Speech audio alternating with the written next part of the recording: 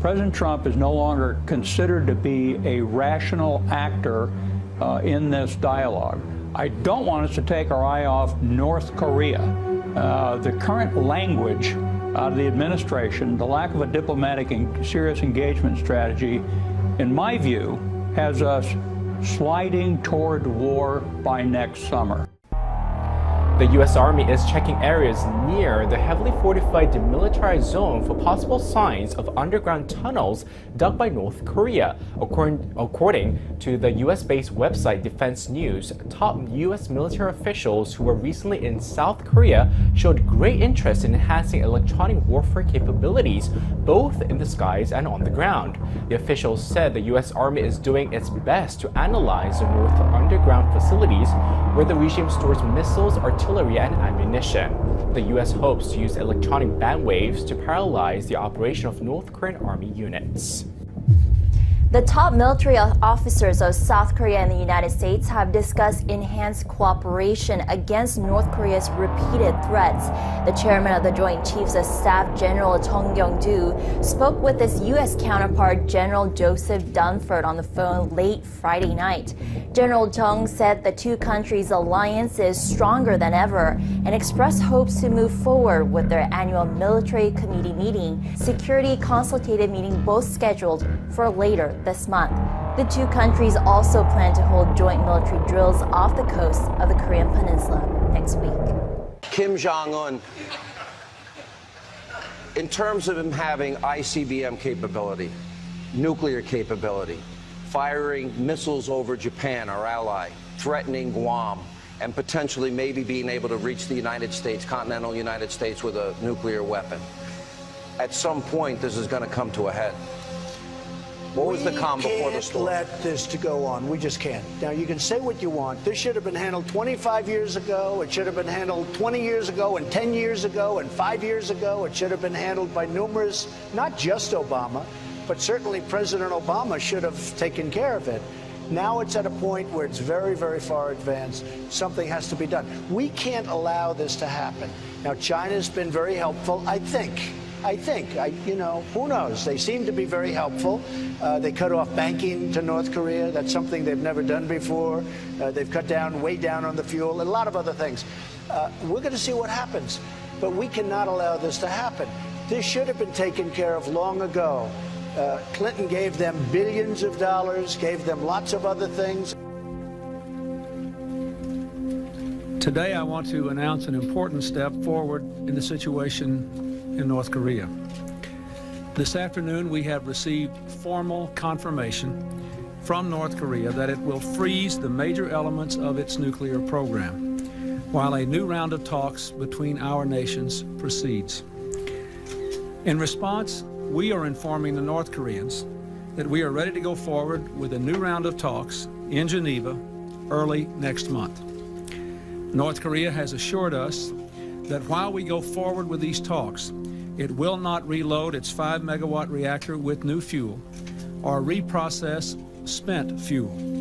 We have also been assured that the IAEA will be allowed to keep its inspectors and monitoring equipment in place at the Yongbyon nuclear facility, thus allowing verification of North Korea's agreement. We welcome this very positive development, which restores the basis for talks between North Korea and the United States. In addition to addressing the nuclear issue, we are prepared to discuss the full range of security, political, and economic issues that affects North Korea's relationship with the international community. During these discussions, we will suspend our efforts to pursue a sanctions resolution in the United Nations Security Council. And before the contract, the ink was dry on the contract, they were already starting again with the missiles and with the nuclear, frankly. So we are in a position, look, we're very strong. I'm building up the military like nobody's ever seen. We're close to $800 billion in spending. I don't know if you know, but the military, our military was totally, really depleted. You look around and you see what's going on. You take a look at what we're buying right now with the jet fighters and all of the equipment we're buying.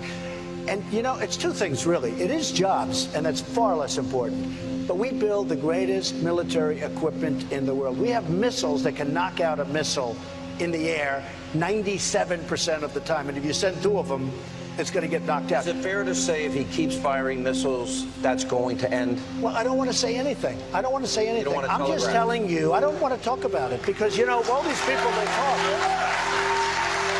I remember with Mosul, and you know, I use this all the time with Mosul. We are going to be attacking Mosul in 4 months. We're attacking Mosul in 3 months. I say, why do they keep saying it? Attack, do it, or don't do it, or whatever. But they kept talking about it. And by the way, it turned out to be hell on wheels. It was hard because they were so totally prepared. And I'm not saying I'm doing anything, and I'm not saying I'm not. But we shouldn't be talking about it. Calm before the storm, you're not going to talk about that No, either? I don't talk about it. Where you are in North Korea, you raised some eyebrows when you said this is the calm before the storm.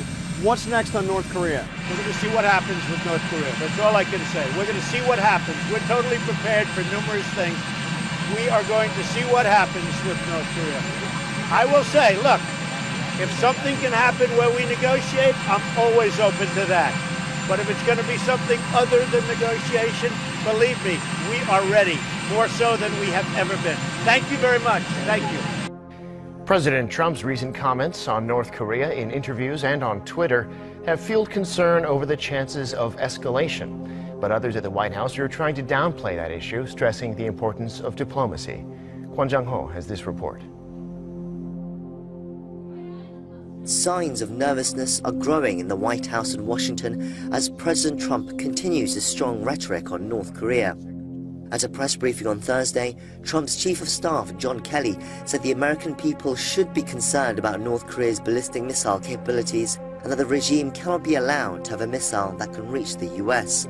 But he also suggested that there is no need for panic yet, although there was still some anxiety in his words.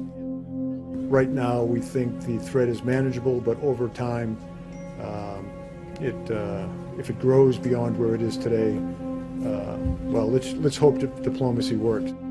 Later on Thursday, the State Department spokesperson Heather Nauert backed up Kelly's remarks about the importance of diplomacy. She said she was thrilled that the UAE and other countries had decided to cut their ties with North Korea and cited such moves as a key part of the diplomatic campaign to pressure North Korea to denuclearize. Meanwhile, several US senators have expressed their concerns over the president's approach to North Korea. 11 Democrats and independent Bernie Sanders signed a letter to President Trump earlier this week, warning that his inflammatory rhetoric was bringing the US and the world dangerously close to a war that could cost millions of lives, including Americans.